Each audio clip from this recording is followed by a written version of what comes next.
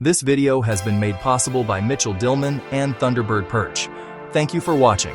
If you enjoyed this video and want to learn more, click subscribe, like, and share. We'll see you again soon. Section 1. The old way is broken. Force versus flow. We have been told a simple story about success for generations. The story says that to achieve more, you must do more. It whispers that the path to victory is paved with relentless effort, longer hours, sheer willpower. This is the philosophy of force. It is the belief that by pushing harder, gritting our teeth, and muscling through every obstacle, we can bend the world to our will. It might have served us in a simpler, predictable industrial age. But the world has changed. Today we face complexity and a pace of change that make the old ways obsolete. Pushing harder in a complex system often creates more resistance and unexpected problems. New scientific evidence points to a more effective and sustainable path. This is the path of flow. Instead of constant brute force pressure, flow focuses on alignment and the removal of resistance. It is about creating conditions for peak performance to emerge naturally, rather than commanding it into existence. This is not passivity or laziness. It is strategic letting go of what does not work. Section 2. Your brain on flow. The science of transient hypofrontality.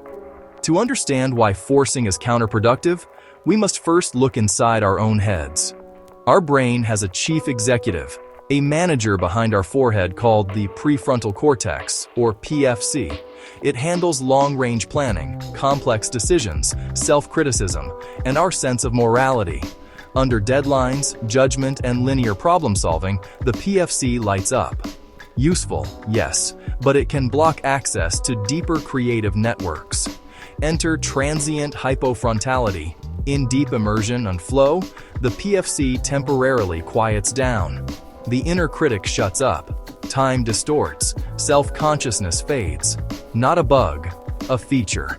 With the manager quiet, other regions link in new ways. Divergent thinking, the foundation of creativity. When you try to force a breakthrough, you keep the PFC on high alert. The harder you push, the louder the inner critic becomes. It is like trying to write a poem with a calculator. Constant pressure prevents the novel connections that trigger aha moments. Breakthroughs come from a temporary suspension of habitual critical thought. Mindfulness, micro breaks, and physical activity help quiet the PFC. Structure work into focused, uninterrupted blocks. Do not eliminate the PFC, just learn to turn its volume down when generating possibilities. Letting go is not vague spirituality. It is a targeted neurobiological strategy for creativity and problem-solving. Section 3.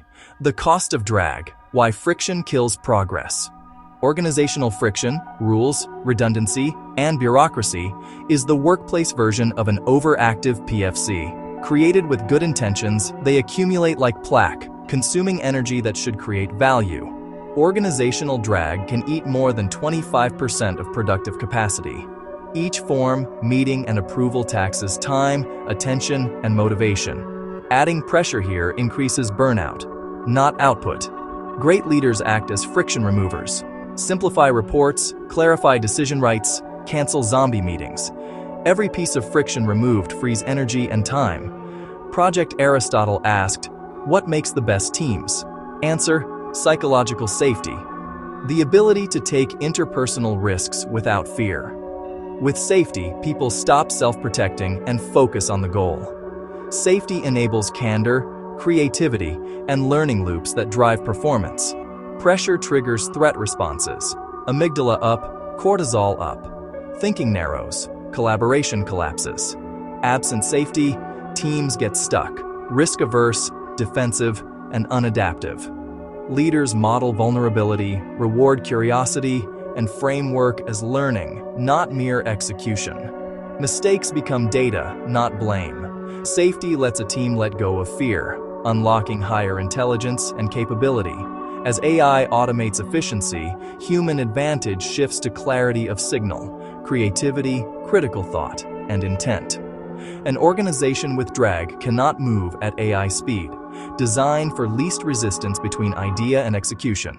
That is how you win.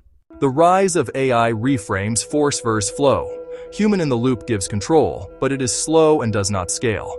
You cannot win a speedboat race by rowing harder. In Human on the Loop, you set goals and constraints, then let the system execute at machine speed. Be the conductor, not the rower. Power from the wind, skill from alignment.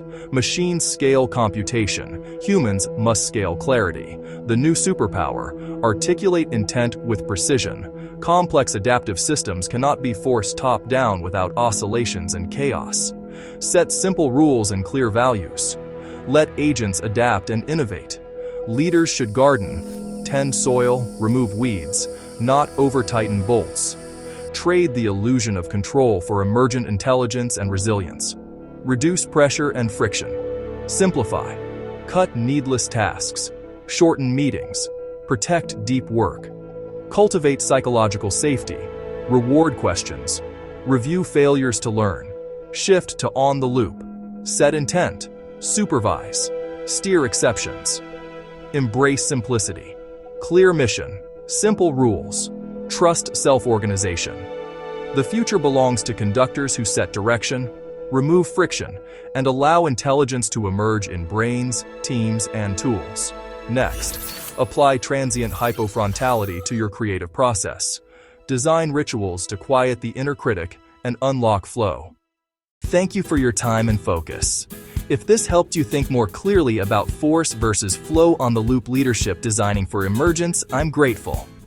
Your next step is simple. Choose one friction to remove this week. Choose one ritual to protect deep work. Choose one intent to articulate with precision. If you want more tools like this, subscribe, share with a colleague, leave one takeaway in the comments. It helps others find signal. Breathe. Keep it simple. Conduct, don't row. See you in the next chapter.